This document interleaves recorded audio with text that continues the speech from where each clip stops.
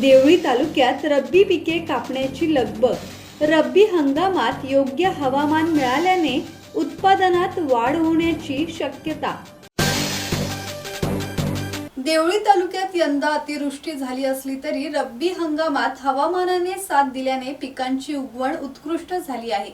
सध्या हरभरा, तूर, गहू आदी पिके जोमात आली असून हरभरा कापणीची लगबग शेतकऱ्यांमध्ये सुरू झाली आहे। रब्बी पिकांना अनुकूल वातावरण मिळाल्याने यंदा उत्पादन भरघोस मिळण्याची आशा व्यक्त होत आहे।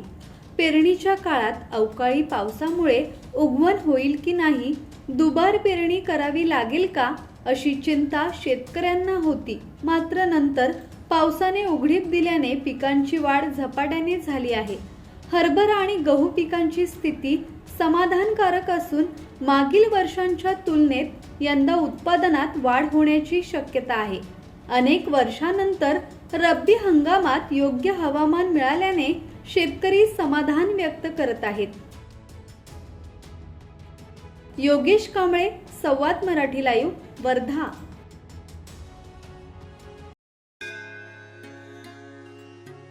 श्री गणपती संस्थान महड, तालुका खालापूर, जिल्हा रायगड।